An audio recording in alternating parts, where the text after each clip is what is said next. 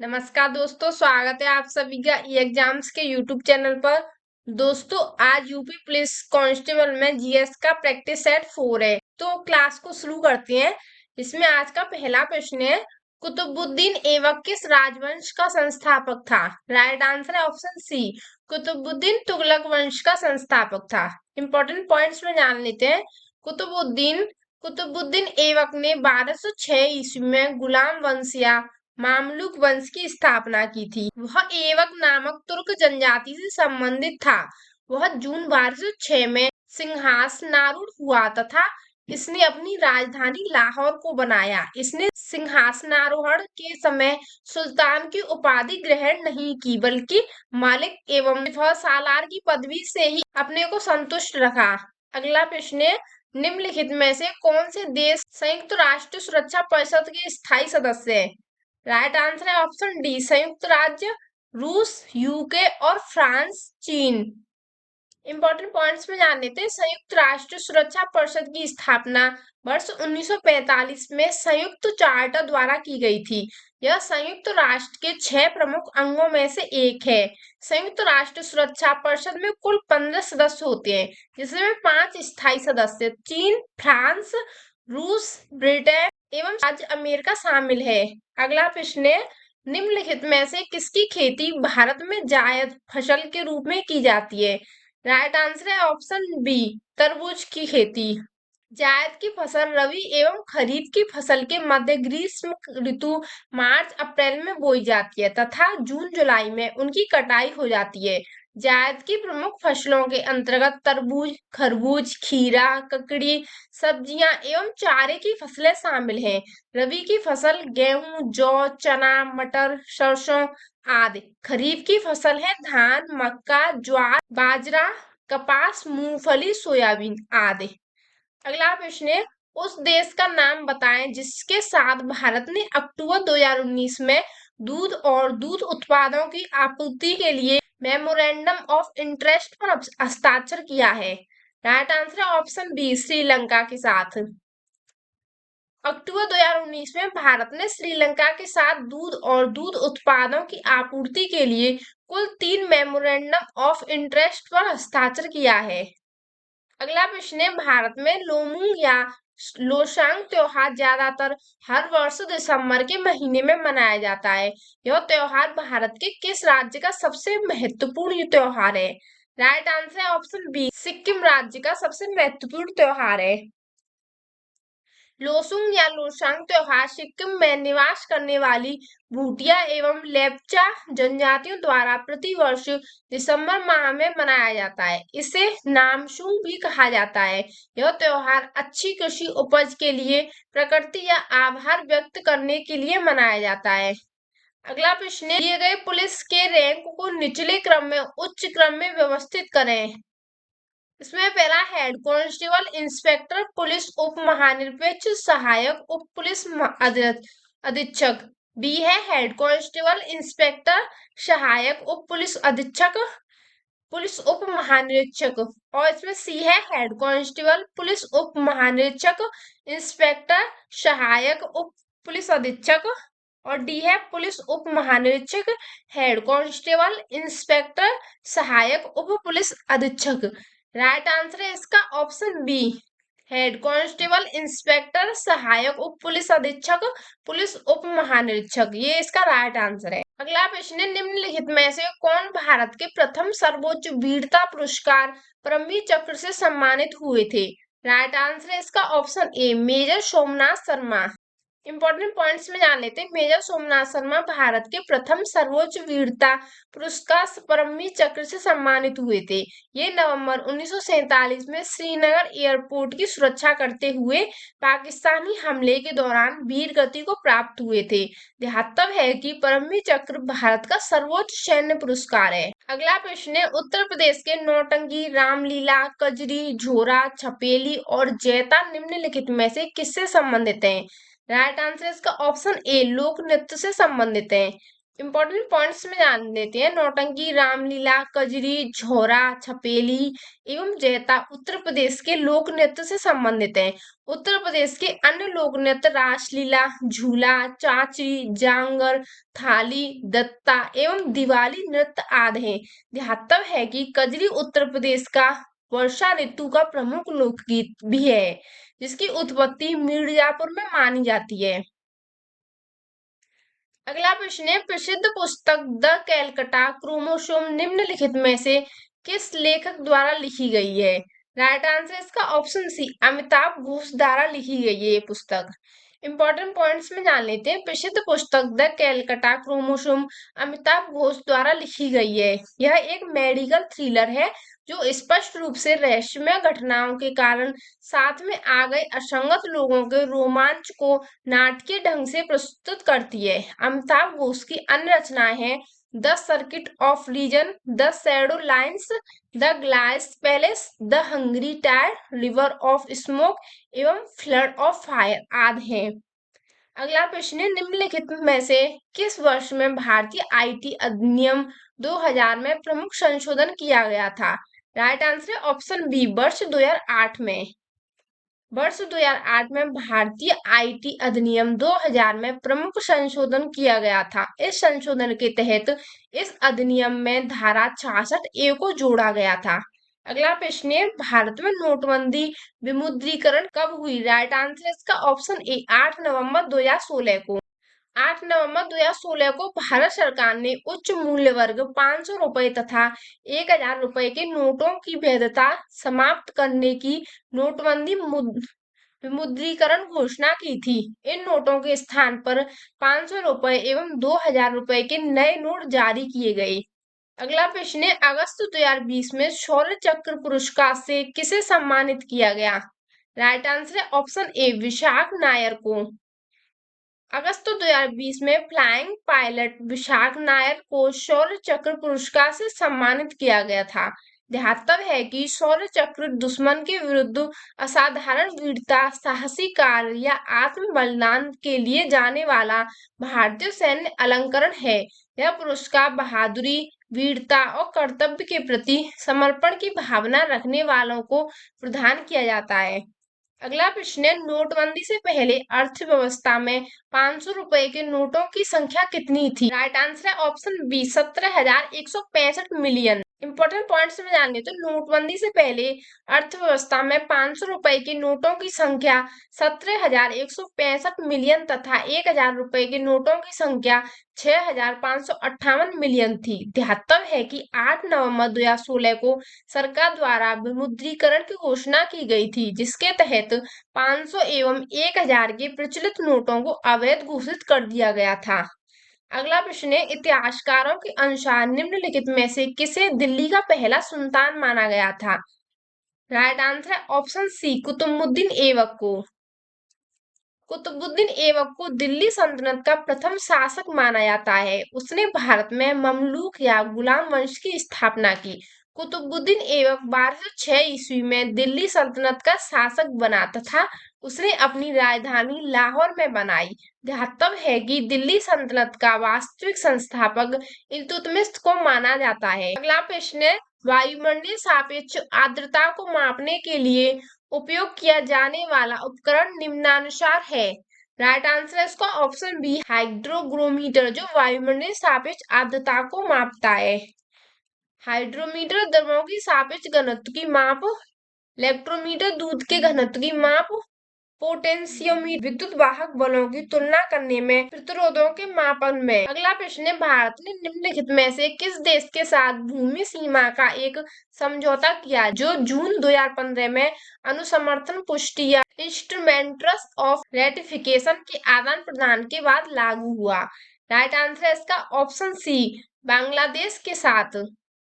Important points में जान लेते हैं। भारत ने बांग्लादेश के साथ भूमि सीमा का एक समझौता किया जो जून 2015 में अनुसमर्थन पुष्टि या इंस्ट्रूमेंट्स ऑफ रेटिफिकेशन के आदान प्रदान के बाद लागू हुआ। ध्यातव्य है कि भारत और बांग्लादेश के बीच जमीन अदला बदली का समझौता प्रथम बार 1974 में हुआ था। अगला प्रश्न है, निम्नलिखित विकल्पों में से कौन मध्य प्रदेश में यूनेस्को के विश्व धरोहर स्थलों में से एक नहीं है? राइट आंसर इसका ऑप्शन बी, हम्पी स्मारक समूह जो यूनेस्को की विश्व धरोहर स्थलों में से नहीं है। हम्पी स्मारक समूह जिसे वर्ष 1986 में यूनेस्को द्वारा विश्व धरोहर स्थल की सूची में शामिल किया गया, कर्नाटक राज्य में स्थित है। हम्पी विजयनगर राज्य की अंतिम राजधानी थी। विजयनगर के शासकों द्वारा यहाँ के मंदिर एवं महल को 14वीं एवं 16वीं शताब्दी के मध्य बनवाया गया था। अगला प्रश्न है, निम्नलिखित विकल्पों में से किसे भारत और चीन के बीच प्रभावी सीमा कहा जाता है? राइट आंसर इसका ऑप्शन ए, मैकमोहन रेखा को। मैकमोहन रेखा भारत एवं चीन के मध्य सीमा का निर्धारण करती है। इस रेखा का निर्धारण वर्ष 1914 में तत्कालीन ब्रिटिश भारत के विदेश मंत्री सर हेनरी मैकमोहन द्वारा किया गया था। डूरंड रेखा पाकिस्तान एवं अफगानिस्तान के मध्य तथा कुछ भाग भारत एवं अफगानिस्तान के मध्य तथा रेड क्लिफ रेखा भारत और पाकिस्तान के मध्य स्थित है। अगला प्रश्न है, निम्नलिखित में से किस दिन को राष्ट्रीय एकता दिवस के रूप में मनाया जाता है? राइट आंसर इसका ऑप्शन बी, 31 अक्टूबर को। भारत में प्रतिवर्ष 31 अक्टूबर को सरदार वल्लभ भाई पटेल के जन्म दिवस को राष्ट्रीय एकता दिवस के रूप में मनाया जाता है। इस दिवस को मनाने का प्रमुख उद्देश्य लोगों को एकजुट करना तथा समाज के उत्थान के लिए उनके विचारों को अवगत कराना है। राष्ट्रीय एकता दिवस प्रथम बार वर्ष 2014 में मनाया गया था। अगला प्रश्न है, भारतीय संविधान के राजनीति निर्देशक सिद्धांतों की अवधारणा निम्नलिखित में से किससे ली गई है? राइट आंसर इसका ऑप्शन ए, आयरलैंड का संविधान से ली गई है। राजनीति निर्देशक सिद्धांतों की अवधारणा को आयरलैंड के संविधान से लिया गया है। भारतीय संविधान के भाग 4 में अनुच्छेद 36 से 51 तक राज्य के नीति निर्देशक सिद्धांतों का उल्लेख है। अगला प्रश्न है, इथोपिया की मुद्रा क्या है?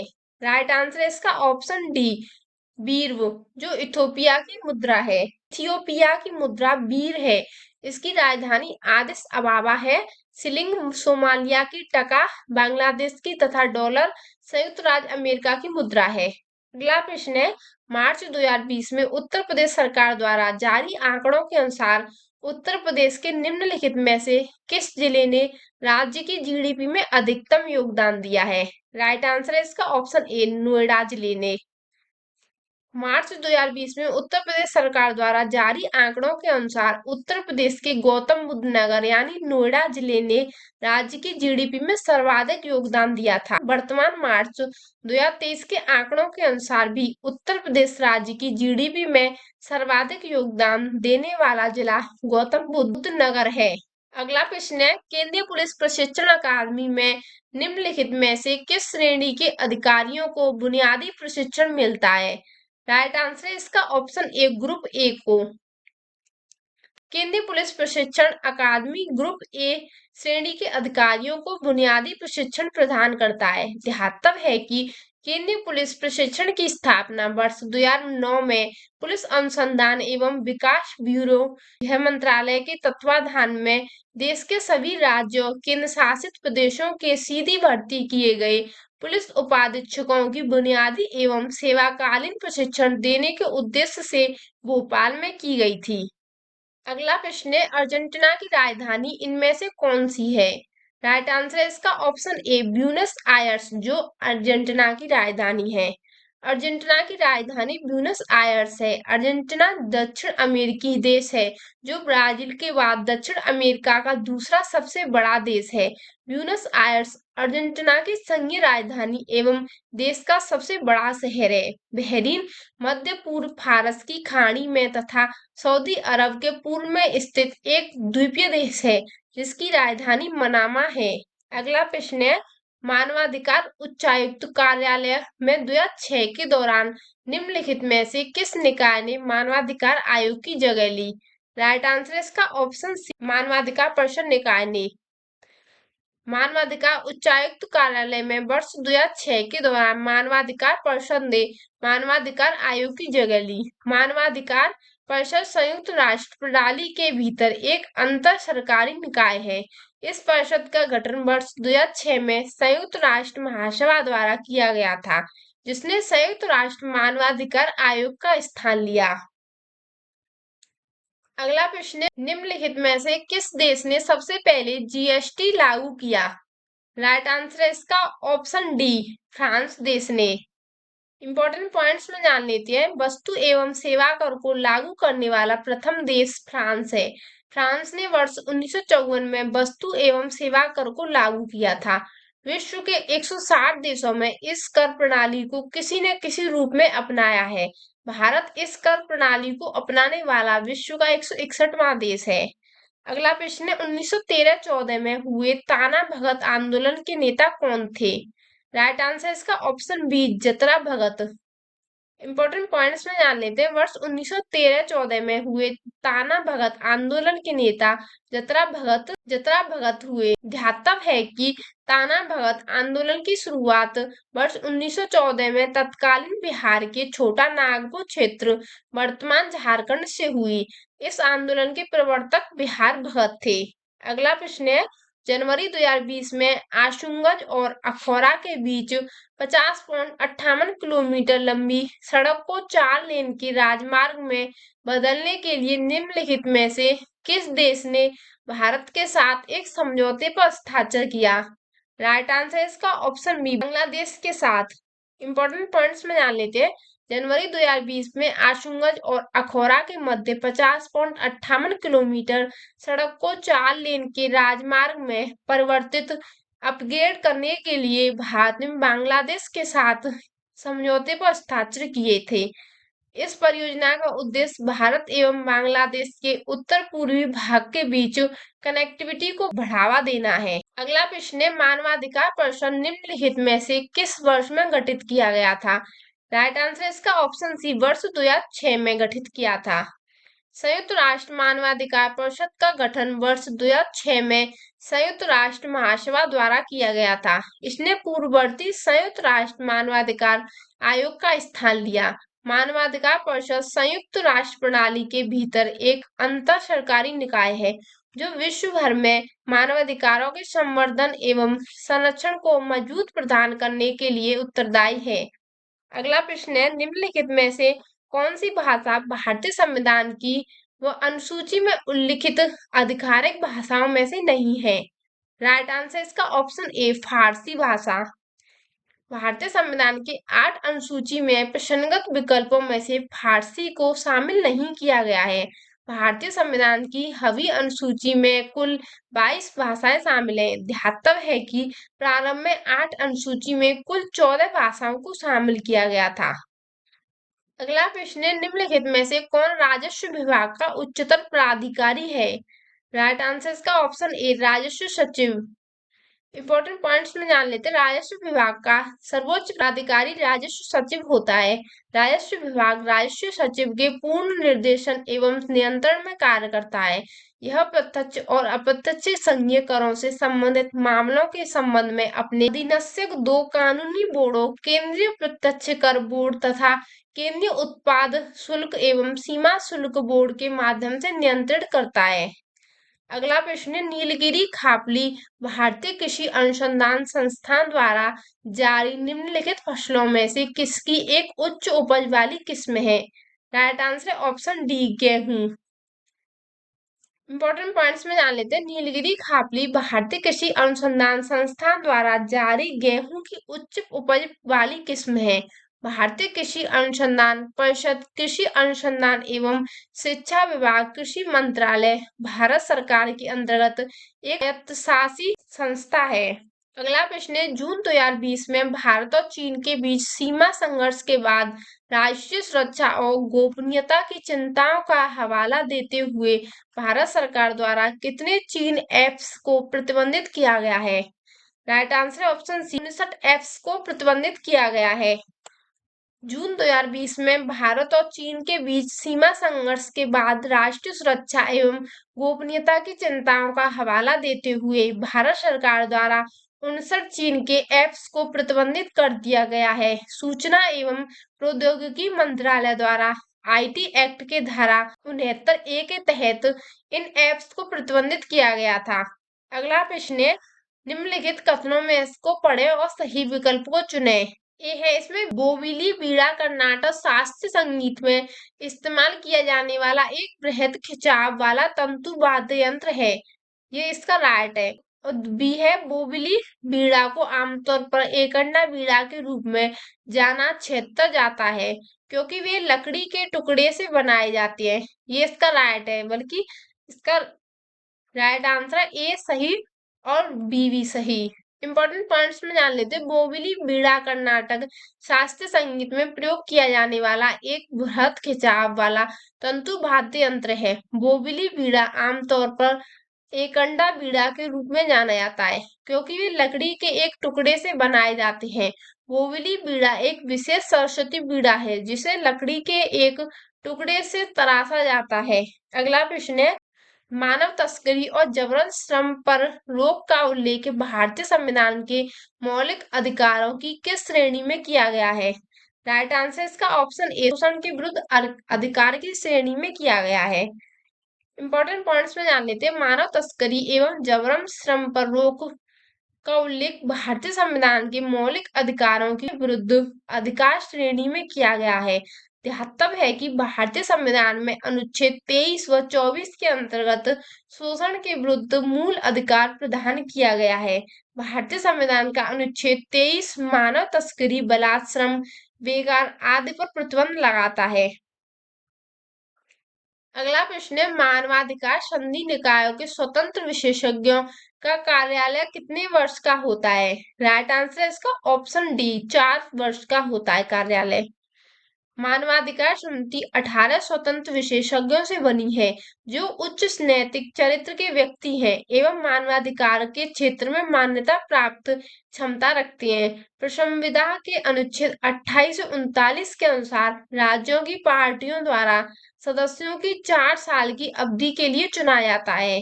अगला प्रश्न है, भारत में कितने केंद्रीय गुप्तचर प्रशिक्षण विद्यालय हैं?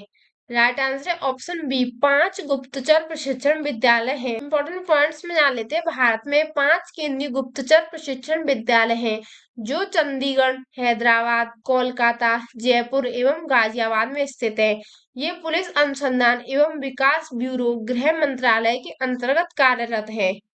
आशा करती हूँ कि आपको ये क्लास अच्छी लगी हो तो इसे लाइक करना और चैनल को सब्सक्राइब करना। धन्यवाद।